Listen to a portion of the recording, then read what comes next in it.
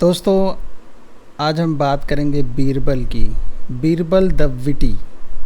बीरबल जो कि अकबर, शहंशाह अकबर के दरबार में 9 रत्नों में से एक रत्न थे। हाजिर जवाब के लिए बड़े ही मशहूर रहे हैं। तो आज उनकी कहानी सुनते हैं। आइए। अकबर और बीरबल। बीरबल जी का पूरा नाम जो था महेश दास। अपने हाजिर जवाबी के लिए, अपनी बुद्धिमानता के लिए बहुत ही ज़्यादा मशहूर थे। अकबर बादशाह जो थे हमेशा अपने प्रॉब्लम्स को लेके, अपने राजनीति को लेके उनके तरफ हमेशा उनसे सलाह मांगते थे। और वो अकबर जो थे बीरबल को टेस्ट भी करते थे। तो एक बार अकबर जी ने बीरबल जी से कहा कि बीरबल, मैं ये चाहता हूँ कि मेरे को कोई एक ऐसी चीज़ मिले जिसको मैं देखूँ तो अगर मैं दुखी हूँ तो मैं खुश हो जाऊँ, और अगर मैं खुश हूँ तो मैं उसको देखूँ तो मैं दुखी हो जाऊँ। बीरबल सोचने लगे और उन्होंने कहा, शहंशाह आलम, मुझे सिर्फ़ एक दिन का मोहलत दीजिए।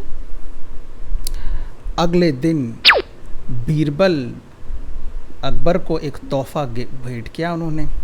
अब ये तोहफ़ा आज की सदी के हिसाब से नहीं है, मैं दिखा रहा हूँ, बट आप समझ सकते हैं कि कुछ ऐसा तोहफ़ा बीरबल ने शहंशाह अकबर को दिया। अकबर जी बड़े खुश हुए कि वाह, तोहफ़ा बीरबल मेरे लिए लाया है।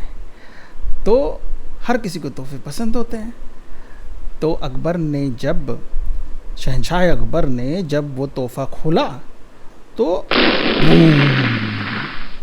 कुछ इस तरीके का मंज़र था। एक फ़ोटो फ्रेम। अब फ़ोटो फ्रेम भी आप समझ सकते हैं, मैं आज की सदी के हिसाब से बता रहा हूँ। उस ज़माने में कुछ और तरीके की चीज़ उन्होंने दी होगी। और वो फ़ोटो फ्रेम देख के बड़े हैरान हुए अकबर कि इसमें क्या है। जब उन्होंने उसमें पढ़ा तो उसमें लिखा था, दिस टाइम विल पास, ये वक्त गुजर जाएगा। तो शहंशाह अकबर समझ गए बीरबल की बातों को कि अगर वो दुखी होते हैं तो ये वक्त गुजर जाएगा, वो थमेगा नहीं वो वक्त। और अगर वो खुश होते हैं तो वो वक्त भी गुजर जाएगा। समय का चक्र चलता रहता है। अकबर बड़े खुश हुए। उन्होंने बीरबल की बुद्धिमानता की फिर से सराहना की। दोस्तों, मैं आपको बीरबल और अकबर की कहानी नहीं सुनाना चाहता हूँ। मैं आपका स्वागत करता हूँ मन्नान सी लर्निंग प्रोग्राम में, जो कि एक जरिया है कुछ मैसेज देने का। तो सुनिए, देखते हैं कि आज क्या मैसेज ले सकते हैं हम इस कहानी से। तो पहली चीज़ तो ये है कि दिस टाइम विल पास, ये वक्त गुजर जाएगा। तो अगर आप जो घड़ी है वो चक्र चल रही है उसकी, तो ये वक्त गुजर जाएगा। तो अगर आप दुखी हैं तो दुखी मत होइए, खुश हो जाइए। और अगर आप खुश हैं तो अच्छी बात है खुश होना, लेकिन उस खुशी में बहुत सारी चीज़ों को भूल मत जाइएगा। ये एक चीज़ हम इससे समझते हैं। दूसरी चीज़, अगर आप ये देखते हैं, जो कि मैं यहाँ दिखाना चाह रहा हूँ, कि अगर सुबह के जैसे 8 बजने को हैं, फिर उसके बाद 8:30 बजने को हैं, फिर 9:15 बज जाएंगे, फिर 2:30 दोपहर के बज जाएंगे, शाम के 7 बज जाएंगे, फिर अगले दिन सुबह के 8 हो जाएंगे। तो ये जो घड़ी जो है ये चल रही है। वक्त किसी के लिए रुकेगा नहीं, वक्त चल रही है। तो क्या हम इस वक्त में कुछ अच्छा करें, ये आप पे निर्णय करता है कि कुछ प्रोडक्टिव किया जाए या कुछ नॉन प्रोडक्टिव चीज़ जिससे कुछ फ़ायदा नहीं होना, फालतू की चीज़ें जो करते हैं, फालतू के टाइम पास कर रहे हैं। अब वो फालतू की चीज़ें क्या हैं, आप मुझे अपने कमेंट्स में ज़रूर बताइएगा, ताकि इससे दूसरे लोग भी बेनिफिट हो सकें।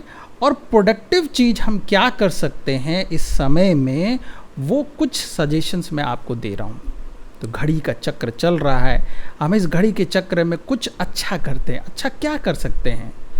अच्छा हम कर सकते हैं, हम सोच सकते हैं। थिंकिंग एक अपने आप में बहुत बड़ी चीज़ है। इसको वक्त चाहिए, शांत दिमाग चाहिए होता है। या मेडिटेशन कीजिए जिससे आप अपने दिमाग को शांत रख सकते हैं। कोडिंग सीख सकते हैं, खेल कूद कर सकते हैं। ओलंपिक्स का दौर चल रहा है, टोक्यो में इंडिया पार्टिसिपेट कर रहा है, तो आप खेल कूद से आप अपने आप का कुछ प्रोडक्टिव काम कीजिए, मसल्स को मूवमेंट दीजिए, या पढ़ाई कीजिए, कुछ लिखिए। अगर आपकी कोई इंटरेस्ट है, हॉबी है, या आपकी स्कूल की पढ़ाई है या कॉलेज की पढ़ाई है, आप पढ़ाई में अपना वक्त बिताइए, या आप अपने दोस्तों के साथ भी क्वालिटी टाइम व्यतीत कर सकते हैं।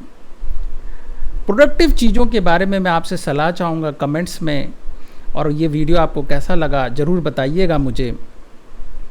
तो अंत में मैं आपसे यही कहना चाहूँगा, बीरबल की कहानी से हमें ये शीर्षक मिलता है, ये शिक्षा मिलती है कि जो वक्त है वो चल रहा है, वो वक्त गुजर जाएगा। दुखी मत होइए किसी चीज़ से। वो अगर कोई चीज़ दुख है तो वो सुख में बदल जाएगा, और सुख अगर आपके पास है तो वो वक्त भी ढल जाएगा। और अपने वक्त को किसी अच्छे काम में लगाइए। इसी के साथ मैं समाप्त करता हूँ। धन्यवाद। मेरे चैनल को प्लीज़ सब अब शेयर कीजिए और सपोर्ट कीजिए। थैंक यू, धन्यवाद।